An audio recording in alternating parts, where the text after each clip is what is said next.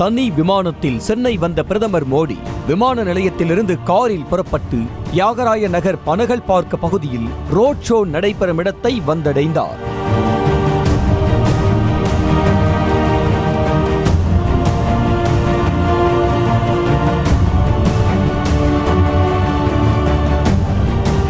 பிரதமரின் road show நிகழ்ச்சியை ஒட்டி பரபரப்பாக காணப்படும் பாண்டி பஜார் பகுதி கடைவீதியில் இருந்த கடைகள் மூடப்பட்டு 5 அடுக்கு போலீஸ் பாதுகாப்பு போடப்பட்டிருந்தது. மேலும் 3500க்கும் மேற்பட்ட போலீசார் பாதுகாப்பு கண்காணிப்பு பணிகளில் ஈடுபட்டிருந்தனர்.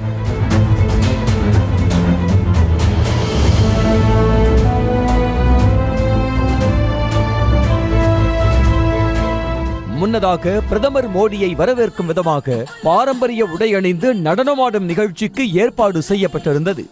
அதில் பிரதமர் மோடியின் புகழை குறிக்கும் வகையிலான பாடல்களுக்கு பெண்கள் நடனமாடினர். அதேபோல சாலையோரத்தில் கடவுளர்களின் வேடமணிந்தவர்கள் பிரதமரை வரவேற்றனர்.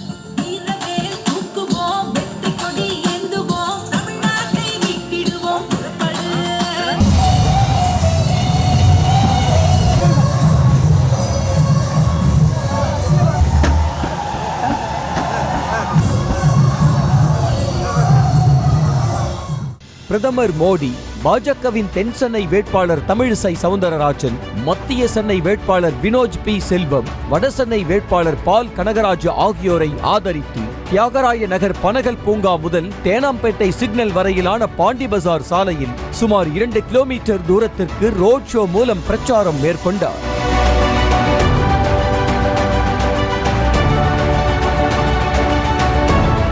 வேட்டி சட்டை அணிந்து கைகளில் தாமரைப்பூ சின்னத்துடன் பேரணிக்கென்று பிரத்யேகமாக காவி நிறத்தில் வண்ண பூக்களை கொண்டு அலங்கரிக்கப்பட்ட வாகனத்தில் வருகை தந்த பிரதமர் மோடியை வழியின் இருபுறங்களிலும் திரண்டிருந்த பாஜக தொண்டர்கள் மலர்களை தூவி வாழ்த்தி வரவேற்றனர்.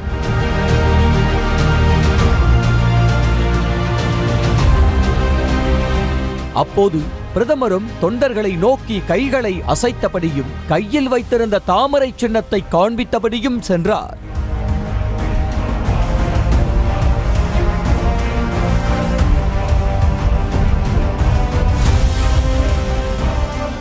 அதன் பிறகு தனது எக்ஸ் பக்கத்தில் பதிவிட்ட பிரதமர், பல ஆண்டுகளாக சென்னை மக்களிடம் வாக்குறுதிகளை பெற்று நகருக்கு திமுக பெரிதாக எதுவும் செய்யவில்லை என்றும் ஊழலையும் குடும்ப ஆட்சியையும் ஊக்குவிப்பதில் மும்முரமாக உள்ளதாக விமர்சித்து பதிவிட்டார். எனவே இம்முறை திமுகவையும் காங்கிரஸையும் நிராகரிக்க சென்னை மக்கள் தயாராகி இருப்பதாகவும் அவர் குறிப்பிட்டு பதிவிட்டார். செய்திகளை உடனுக்குடனும் துல்லியமாகவும் தெரிந்து கொள்ள சப்ஸ்கிரைப் பண்ணுங்க.